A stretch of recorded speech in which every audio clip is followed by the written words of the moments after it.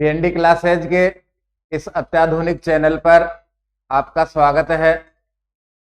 संस्कृत भर्ती परीक्षाओं में एक बड़ा चैलेंज था विगत भर्ती परीक्षाओं के आए हुए प्रश्नों को इकट्ठा करना और उनको व्याख्या सहित लिखना।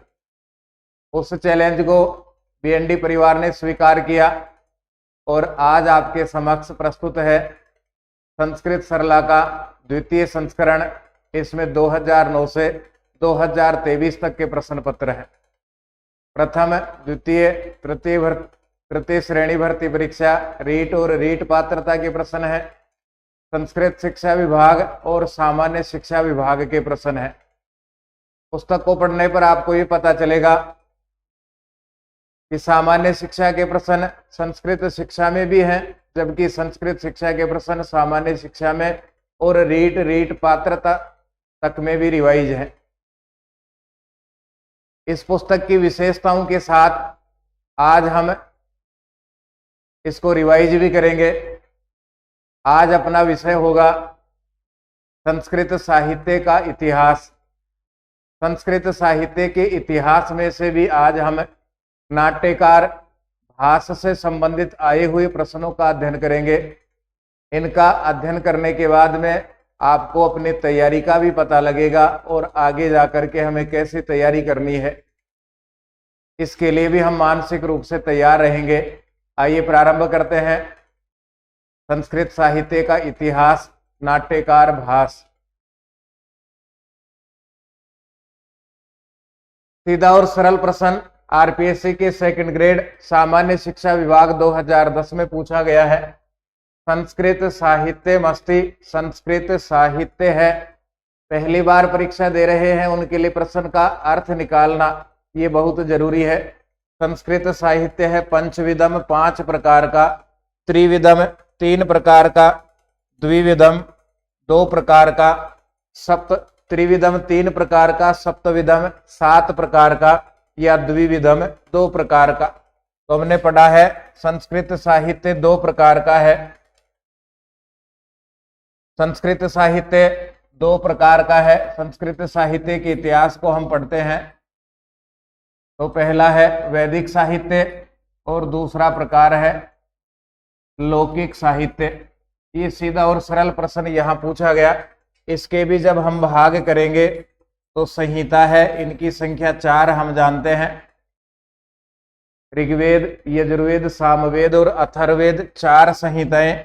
संहिता के बाद में ब्राह्मण ग्रंथ हैं। इनके बाद में उपनिषद है जिनको वेदांत भी कहा गया है, और उपनिषद के बाद में आरण्यक ग्रंथ हैं और 6 वेद के अंग हैं। इनको भी इसी में माना जाता है। शिक्षा, कल्प, निरुक्त, छंद, ज्योतिष और व्याकरण। ये वैदिक साहित्य हो गया। संहिता, ब्राह्मण, उपनिषद, आरण्यक और वेदांग। उपनिषद को वेद का अंतिम भाग होने के कारण वेदांत भी कहा जाता है। दोनों शब्दों में अंतर है। वेद अंग, वेद को पढ़ने में जो हमारी मदद करते हैं उनको वेद का अंग कहा गया है।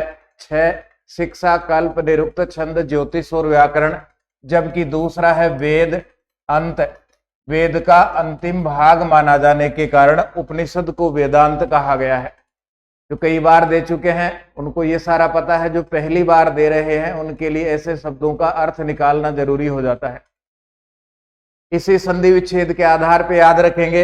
वेद का अंग है वेदांग, इनकी संख्या 6, जबकि वेद का अंतिम भाग वेदांत कहा जाता है। उपनिषद को वेदांत कहा गया है।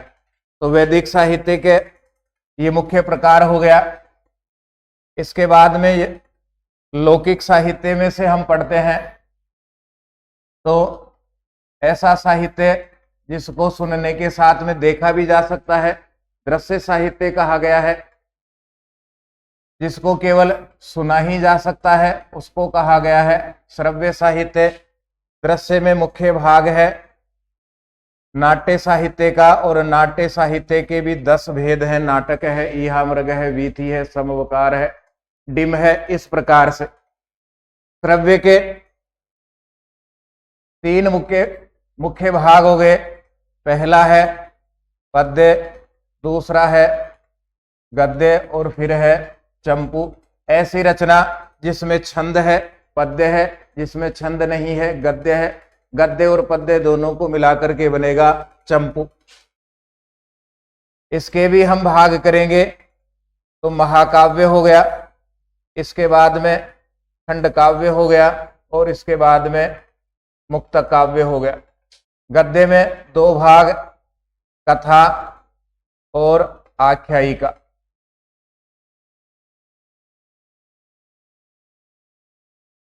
प्रश्नों का रिवाइज करने के साथ में उनकी व्याख्या भी पढ़ रहे हैं, तो कोई कंफ्यूजन हो तो हमारे दूर हो जाए। पहली बार पढ़ने वालों के लिए विशेष रूप से उपयोगी रहेगा।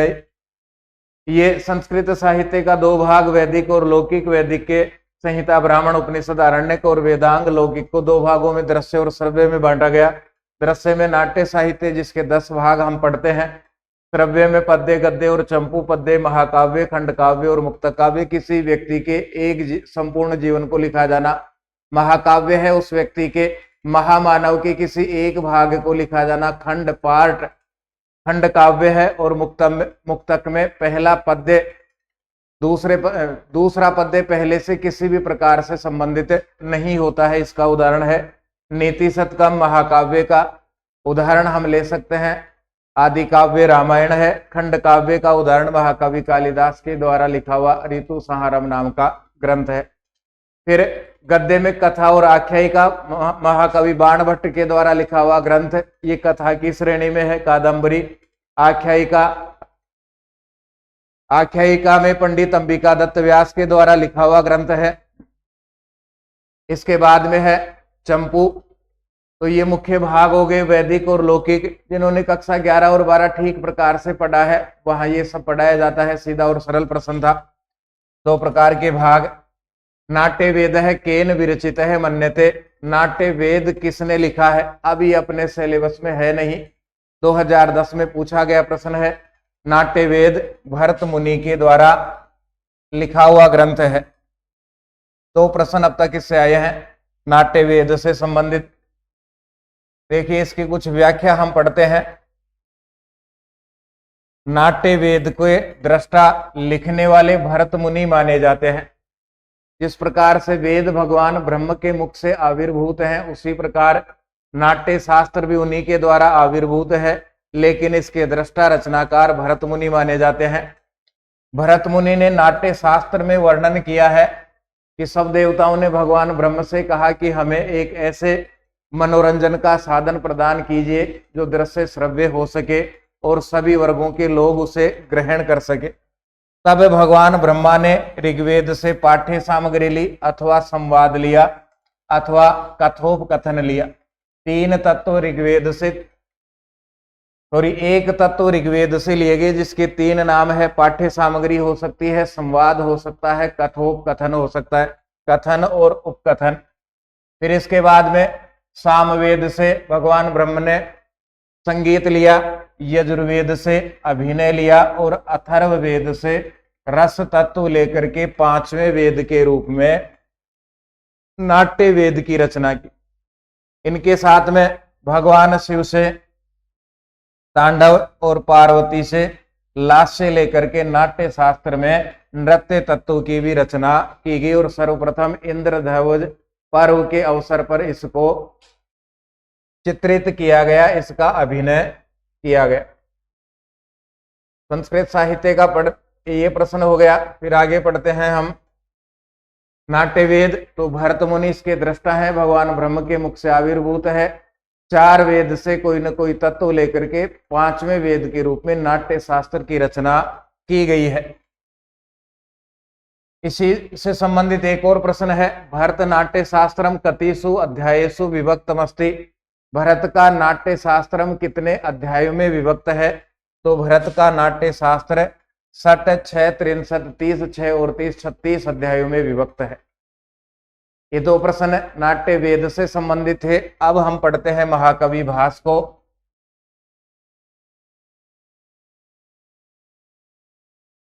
भाषा से रामायण कथाधारितम नाटकमस्ति, ये आरपीएससी के 2nd ग्रेड 2016 में पूछा गया है।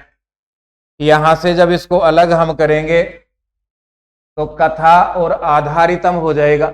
भास का रामायण कथा आधारितम, रामायण कथा के आधार पर नाटक मस्ती नाटक है। भास ने निम्नलिखित में से ऐसा कौन सा नाटक लिखा है जिसकी कथा वस्तु जिस रामायण नाम के ग्रंथ से ली गई है? अभिषेक नाटकम है, बालचरित्रम है, बालचरितम है, सौपनवासव दत्तम है या पंचरात्रम है? इनके नाटकों की कुछ विशेष श्रेणियां हैं। 4 भागों में हम विभक्त करते हैं। रामायण कथा के ऊपर आश्रित इनके नाटकों की संख्या है 2। महाभारत महाकाव्य के ऊपर महाकवि भास के नाटकों की संख्या है 7। फिर कल्पित कथानक इन नाटकों की संख्या है 2 और उदयन को आधार बना करके लिखे गए नाटकों की संख्या है 2। इस प्रकार से महाकवि भास के द्वारा कुल नाटक लिखे गए हैं 16। आइए देखते हैं रामायण के ऊपर आधारित कौन से हैं। 2 नाटक रामायण ग्रंथ के ऊपर आधारित हैं, प्रतिमा नाटकम और अभिषेक नाटकम। महाभारत के ऊपर आधारित नाटकों की संख्या है 7। इनमें से मध्यम व्यायोग और उरुभंगम ये महाकवि, ये दोनों महाबली भीम से संबंधित हैं। फिर है कर्णभारम, बालचरितम भगवान कृष्ण से संबंधित है। पंचरात्रम, पांडवों को 5 रात्रियों में ढूंढने का वर्णन इस ग्रंथ में है। फिर है दूत वाक्यम और दूत घटोत्कचम। इस प्रकार से महाभारत के ऊपर कुल आधारित कुल नाटकों की संख्या 7। 2 रामायण के ऊपर हो गए, 9 हो गए अब तक।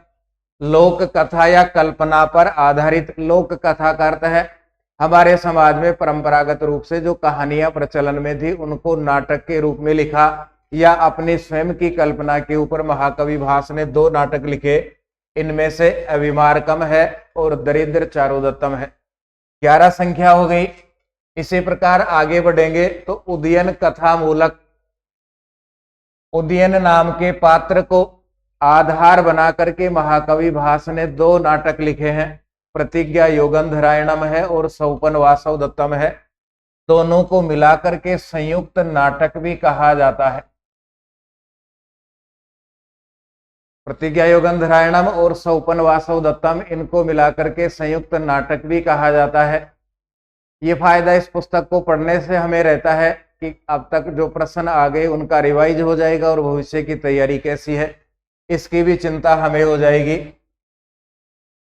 फिर देखिए कुछ बेसिक बातें हमने पढ़ी और उन्हीं से संबंधित प्रश्न आएंगे। अब भासस्य नाटका नाम संख्या मन्यते, महाकवि भास से संबंधित नाटकों की संख्या है। त्रीणी 3 है, त्रिंशत 30 है, त्रयोदश 13 है या 10 केवल 10 है। तो महाकवि भास से संबंधित नाटकों की संख्या 13। फिर से हम लिखेंगे 2 महाभारत के ऊपर आश्रित हैं, 2 रामायण के ऊपर, 7 महाभारत के ऊपर, 2 लोक कथा या कल्पना के ऊपर आधारित हैं, जबकि 2 उदयन को आधार बना करके लिखे गए हैं। कुल मिलाकर के 13। बार बार इनको लिखने का फायदा यह है, अच्छी बातों का जीवन में दोहरान करना चाहिए, तो ये बार बार लिखते रहेंगे, हमें याद भी हो जाएंगे। हो सकता है इससे संबंधित कोई प्रश्न आगे हो। फिर आगे बढ़ते हैं। महाकवि भासस्य रूपकाणाम सुमेलनम कुरुते, ये 2023 में पूछा गया है। अभी तक हमने देखा 2010 से 2016 यहां तक सामान्य प्रश्न पूछे गए। ये नाटक किसका है, महाभारत के ऊपर आधारित कितने, रामायण के ऊपर आधारित कितने। अब यहाँ पर महाकवि भास के नाटकों को सार रूप में पूछा गया है। महाकवि भास से महाकवि भास के रूप का नाम रूपकों को, नाटकों को सुमेलनम कुरुते, सुमेलन कीजिए। लोक कथा मूलकम, लोक कथा मूलक कौन कौन से हैं। उदयन कथा मूलकम, निम्न में से उदयन को आधार बना करके कौन सा नाटक लिखा गया है। रामायण मूलकम, रामायण को आधार बना करके कौन सा नाटक लिखा गया है। महाभारत मूलकम, और महाभारत को आधार बना करके कौन सा नाटक लिखा गया है। तो रामायण से हम प्रारंभ करते हैं। सब याद भी नहीं हो तो इनमें से कुछ जैसे रामायण के ऊपर आधारित कितने हैं, इनके नाम याद रखने हैं। इसके आधार पे भी हम उत्तर निकाल सकते हैं। प्रतिमा नाटकम। भरत जब वापस लौट करके आया तो राजा दशरथ की मृत्यु को सीधा नहीं बता करके राजा दशरथ की प्रतिमा दिखाई गई, इसलिए उसे कहा गया प्रतिमा नाटकम। तो ये रामायण के ऊपर आधारित है। महाभारत के ऊपर आधारित रह गया पंचरात्रम। उदयन को आधार बना करके नाटक लिखा गया है सौपन वासव दत्तम। सौपन में वासव दत्ता का दिखाई देना, इसी को कहा गया सौपन वासव दत्तम। और लोक कथा हमारे समाज में प्रचलित कहानी को आधार बना करके नाटक लिखा गया अविमार्कम। 2010 से 2023 में 13 वर्षों में इतना अंतर आ गया कि सारा सार हमें पूछा जा रहा है। हो सकता है आगे जाकर के इसी पैटर्न पर हमें कोई प्रश्न आरपीएससी में या रीट में दिखाई दे, उस स्थिति के लिए भी हमें तैयार रहना है। फिर आगे बढ़ते हैं। अधोलिखितेषु निम्नलिखित में से महाभारत श्रित नाटकमस्ति। महाभारत आश्रित नाटकम अस्ति। निम्नलिखित में से महाभारत के ऊपर आश्रित कौन सा नाटक है? आश्रित होने का अर्थ हम जानते हैं, इनमें से किस नाटक की कथा महाभारत नाम के ग्रंथ से ली गई है? अभिषेक नाटकम है, प्रतिज्ञा योगंधरायणम है, अविमार्कम है या दूत वाक्यम है? ये अभिषेक और प्रतिमा नाटकम रामायण ग्रंथ के ऊपर आश्रित हैं। प्रतिज्ञा योगंधरायणम और सौपन वासव दत्तम ये उदयन कथा मूलक हैं, उदयन की कथा को आधार बना करके लिखे गए हैं। अविमार्कम समाज में प्रचलित कहानियों के आधार पर, तो लोक कथा या कल्पना के ऊपर आधारित हैं। अब शेष रहा अपने पास में दूत वाक्यम। दूत के वाक्य, भगवान कृष्ण यहाँ पर दूत हैं, उनके द्वारा कहे गए वाक्य दूत वाक्यम है। ये महाभारत के ऊपर आश्रित है। ये पैटर्न जो 2010 में 2016 में हमें देखने को मिला, वहां पूछा गया था रामायण के ऊपर आधारित नाटक कौन सा है। उसी पैटर्न पर 2023 में प्रश्न बना दिया गया कि महाभारत के ऊपर आश्रित नाटक कौन सा है। इसको पढ़ने से यही मुख्य फायदा है कि हमें तैयारी का आधार मिलता है, तैयारी की जानकारी रहती है, किस प्रकार के प्रश्न आने की संभावना है, इसकी भी हमें जानकारी रहती है। आगे बढ़ेंगे तो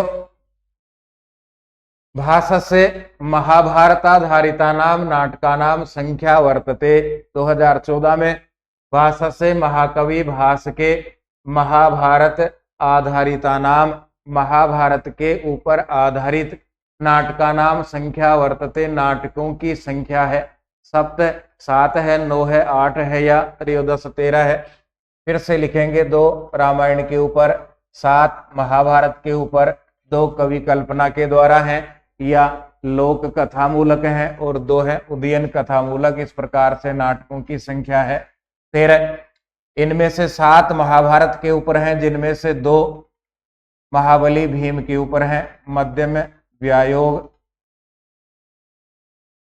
और उरुभंग।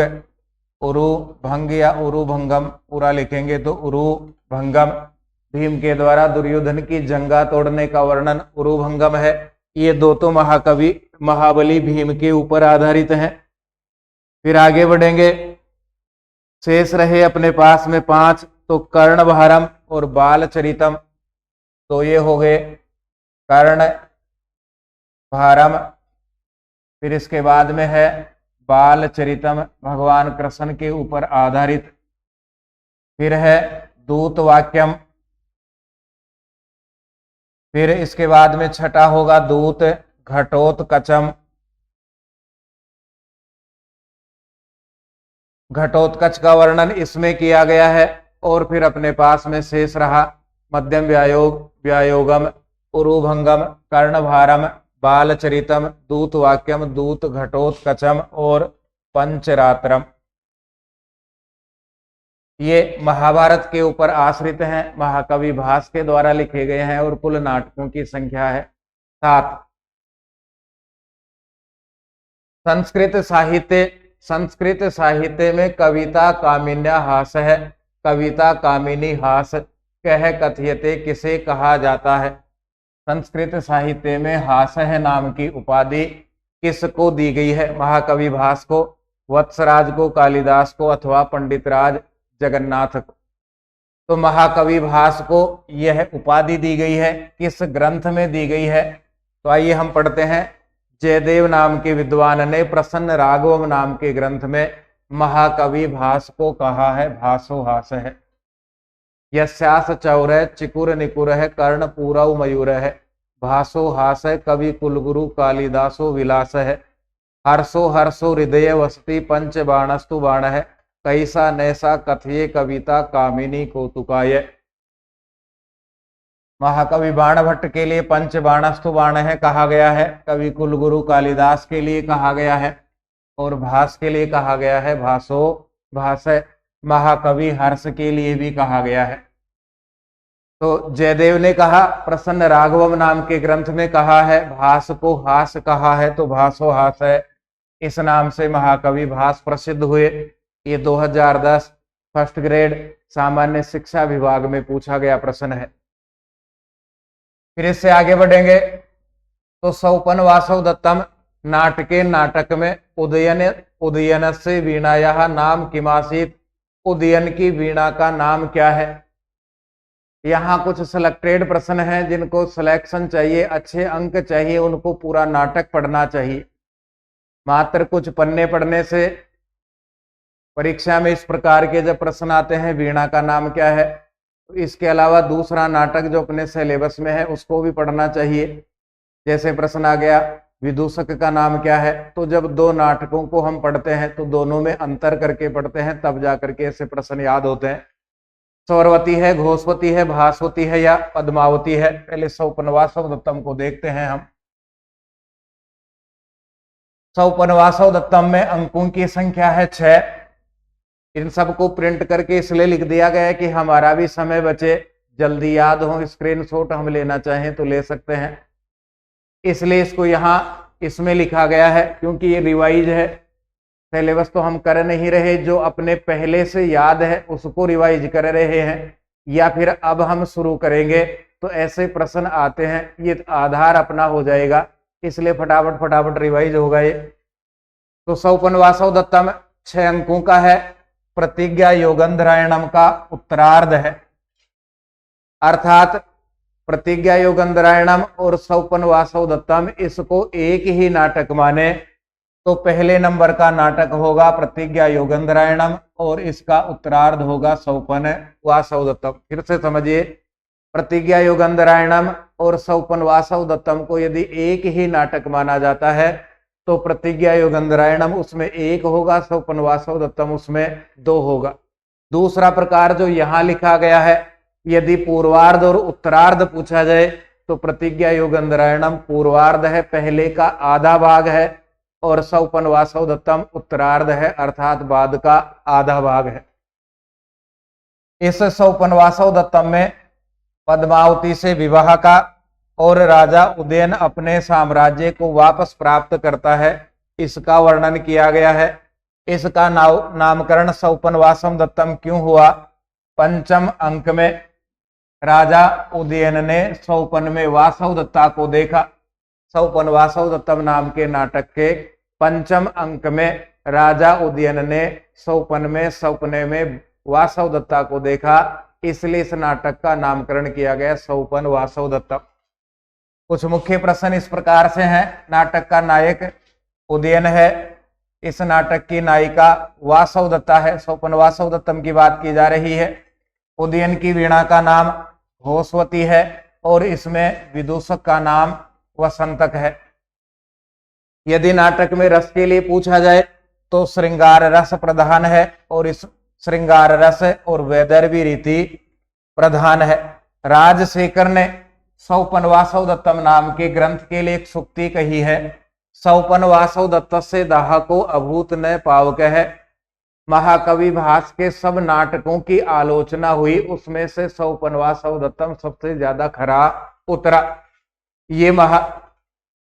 ये राजशेखर नाम के विद्वान ने सौपन वासव दत्त से दाहको अभूत न पावक है, ये राजशेखर नाम के विद्वान ने महाकवि भास के सौपन वासवदत्तम नाम के नाटक के लिए लिखा है। और ये पहले भी पढ़ लिया था, सौपन वासवदत्तम और प्रतिज्ञा योगंधरायणम दोनों को जोड़ करके एक ही नाटक माना जाता है। प्रतिज्ञा योगंधरायणम पूर्वार्ध है और सौपन वासवदत्तम उत्तरार्ध है। पहले का आधा भाग प्रतिज्ञा योगंधरायणम और बाद का आधा भाग सौपन वासवदत्तम है। भास के नाटकों के लिए पूछ लिया गया, रामायण महाभारत के आधार के ऊपर पूछ लिया गया। एक प्रश्न में तीनों ही प्रकार थे, रामायण के ऊपर, महाभारत के ऊपर और लोक कथा मूलक कौन से हैं। एक प्रश्न में पूछा गया सौपन वासवदत्तम से कि इसमें उदयन की वीणा का नाम क्या है। अब उसी में से प्रश्न और देखिए 2022 में सौपन वासवदत्तम में से ही, सौपन वासवदत्तम नाटके उदयन से वीणाया नाम किमासीत, उदयन की वीणा का नाम क्या है। जो प्रश्न 2016 में था वही प्रश्न 2022 में रिवाइज हो गया, केवल दोनों में ऑप्शन में अंतर है। यहां ऑप्शन देखेंगे तो स्वरवती, घोषवती, भास्वती और पद्मावती है, जबकि 2022 में पूछे गए प्रश्न में एक ऑप्शन बदल दिया गया, वासवदत्ता प्रिया। बाकी तीन ऑप्शन बराबर हैं, घोषवती, सरस्वती और प्रियवती। घोषवती नाम है उदयन की वीणा का। 2016 उसके 6 साल बाद 2022 में इसका सीधा सा अर्थ है पीछे के पेपर देख करके प्रश्न बनाए जा रहे हैं। फिर आगे चलते हैं। सौपन वासवदत्तम नाटके विदूषक से नाम किम, सौपन वासवदत्तम नाम के नाटक में विदूषक का नाम क्या है।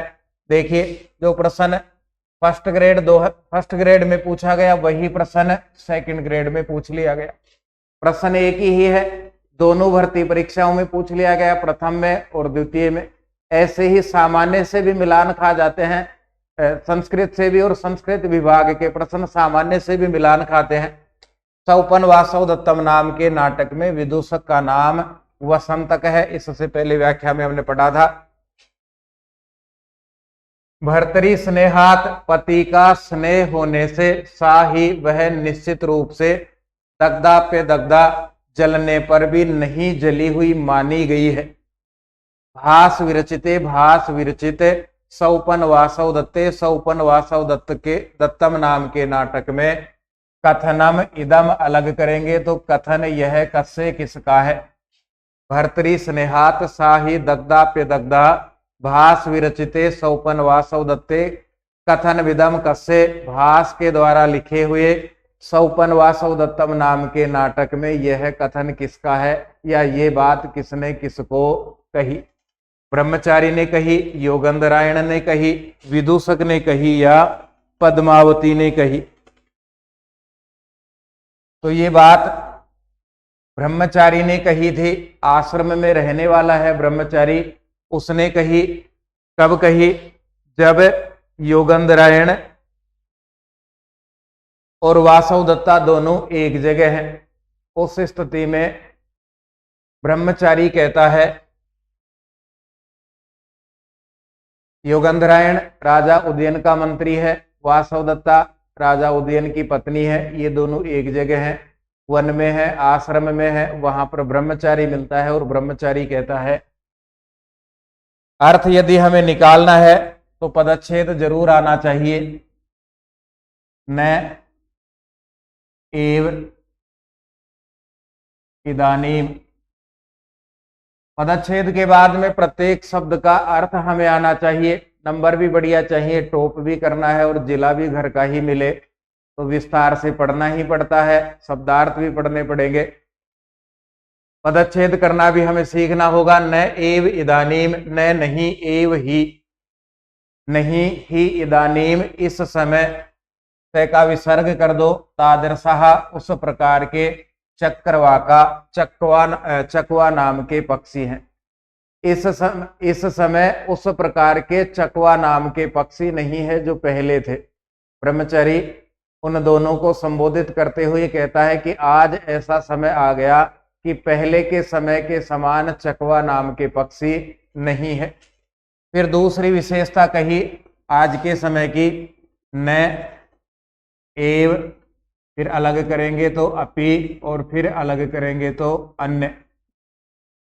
न एव न ही अपि भी अन्य दूसरे स्त्री विशेषई, विशेष स्त्री से पत्नी से वियुक्ता वियोगी है।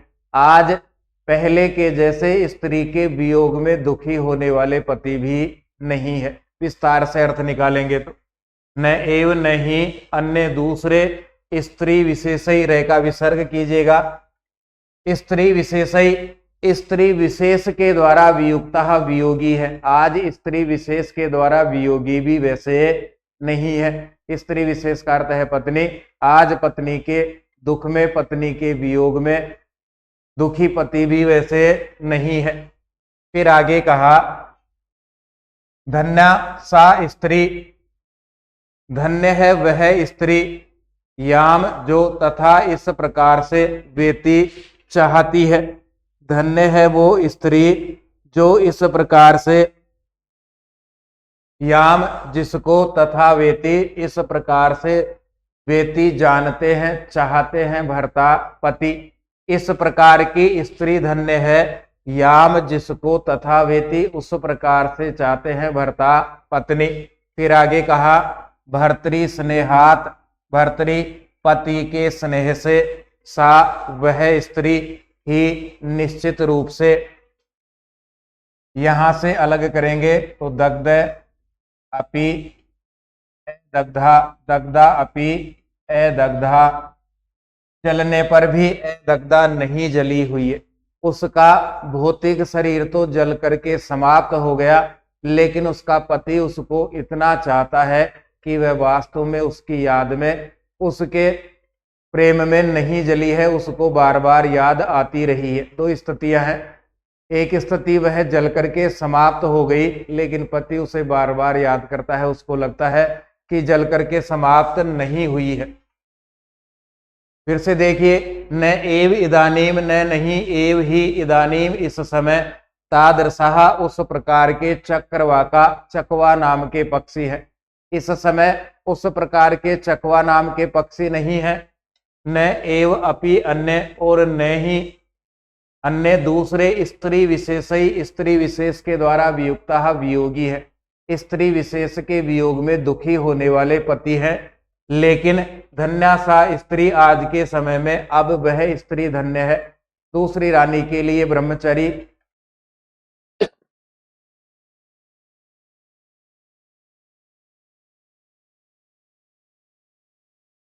दूसरी रानी के लिए ब्रह्मचारी मंत्री योगंधरायण को कह रहा है कि वह स्त्री, वह दूसरी रानी धन्य है, याम जिसको तथा वेती उस प्रकार से चाहता है भरता, उसका पति अर्थात राजा उदयन। भर्तृ स्नेहात, पति के स्नेह से, राजा उदयन के स्नेह से, सा वह दूसरी रानी पद्मावती ही निश्चित रूप से, दग्धा अपि अदग्धा, जलने पर भी नहीं जली हुई है। भौतिक शरीर समाप्त हो गया, जल गया, लेकिन राजा उदयन की यादाश्त में, राजा उदयन के प्रेम में वह अभी भी जीवित है। पढ़ते समय आपको भी इसी प्रकार का पैटर्न काम में लेना है, प्रत्येक शब्द का अर्थ आना चाहिए। तो जो पैटर्न हम 11-12 में सीखते हैं वो काम में लेंगे तो ज्यादा अच्छी तैयारी होगी। पदच्छेद निकालना, फिर उसके बाद में शब्दार्थ लिखना, शब्दों के अर्थ लिख करके अन्वय जोड़ना, और इनमें बाकी की भी विशेष बातें साथ में याद करनी चाहिए। जैसे भरता है, इसमें कौन सा प्रत्यय है, वेती धातु रूप कौन सा है, किस लकार का है, याम सर्वनाम शब्द है, ही अव्यय है, सा ये सर्वनाम शब्द है। यहाँ कौन कौन सी संधियां हो गई, यहाँ कौन सी संधि है, यहाँ कौन सी संधि है, तादृशा ये अव्यय का रूप है। ये सारा पैटर्न, एक श्लोक हम पढ़ते हैं तो उस श्लोक से संबंधित संधि, समास, कारक, शब्द रूप, धातु रूप, अव्यय, ये सब उसमें निकालने होंगे, ये समझने होंगे। जब ये हमें समझने आने लग जाए तो मानना कि अपनी तैयारी ठीक है, अपनी तैयारी अच्छी हो रही है। केवल श्लोक को पढ़ा और उसका हिंदी अर्थ याद कर लिया, उससे अपना भला होगा नहीं। हो सकता है नंबर आ भी जाए, लेकिन आगे जा करके हम पढ़ा भी नहीं पाएंगे। तो जो अब पढ़ते हैं वो अपना स्वर्णिम काल है, अच्छा पढ़े और इस प्रकार के पैटर्न के ऊपर, या और इससे अच्छा भी हो सकता है। जहां हम पढ़ते हैं वह अच्छा ही पढ़ा रहे हैं, उनके दिशा निर्देशन में अच्छा पढ़े, बढ़िया पढ़े। देखिए इसी में से पूछा गया है फिर 2022 फर्स्ट ग्रेड में से एक सूक्ति एक श्लोक, यहां हम ध्यान देंगे तो ये 2022 के सेकंड ग्रेड में पूछा गया है सोपन वासवदत्तम में से ही। इसी प्रकार की एक प्रसिद्ध सूक्ति फर्स्ट ग्रेड 2023 में हमसे पूछी गई, चक्रार पंक्तिरिव गच्छति भाग्ये पंक्ति सोपन वासवदत्तम इति नाटकस्य इयं सूक्ति कह कम प्रति कथयति। सोपन वासवदत्तम नाम के नाटक की यह सूक्ति कह किसने, कम प्रति कथयति किसके लिए कहा। कक्षा 10 में एक प्रश्न आता है कह और कम ऐसे लिखा हुआ, इधर एक कथन रहता है कह कम, ये उत्तर हमें देने पड़ते हैं 10, 11, 12, 9 से ये प्रारंभ हो जाता है। वहां ठीक पढ़ा होगा तो ये सीधा सरल प्रकार है, समझ में आएगा। यह लाइन यह पंक्ति सोपन वासवदत्तम की है, लेकिन किसने किसको कहा ये हमें बताना है। यह सोपन वासवदत्तम के प्रथम अंक से ली गई है। तपोवन में मंत्री योगंधरायण है, उसके साथ में वासवदत्ता है। उसी समय मगध देश की राजकुमारी पद्मावती तपोवन में आ रही है, तो पद्मावती के सेवक जन सामान्य को वहां से हटा रहे हैं, दूर हटो इस प्रकार से कह करके। ऐसा ही व्यवहार उन्होंने वासवदत्ता के साथ में किया, तो वासवदत्ता का मन खिन्न हो गया, क्योंकि वासवदत्ता पहले महारानी रह चुकी है। उनकी खिन्न स्थिति को देख करके मंत्री योगंधरायण वासवदत्ता को समझा रहा है। तो योगंधरायण ने वासवदत्ता को कहा, समझाते हुए कहा, पूर्वम पहले के समय में जब आप इस प्रकार से थी, महारानी थी तब, तो या अपी अलग करेंगे तो तब या तुम्हारे द्वारा, अपि भी तुम्हारे द्वारा भी, अभिमतम अपने मत के अनुसार, अपने मन की इच्छा के अनुसार, गतम एव आसीत इसी प्रकार से व्यवहार था। जैसा आज राजकुमारी पद्मावती आ रही है उस प्रकार से एक समय आपका भी था, जब आपका भी इसी प्रकार से व्यवहार था, इसी प्रकार की सुख सुविधाएं थी।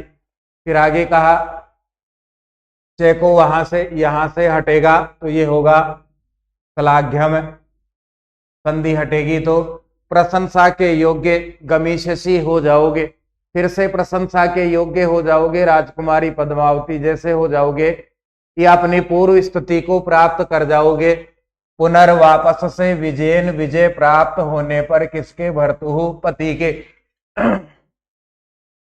जब पति वापस से विजय प्राप्त कर लेगा, अपना साम्राज्य प्राप्त कर लेगा, तो आपका पहले जैसा ठाठ हो जाएगा, पहले जैसी सुख सुविधाएं हो जाएंगी।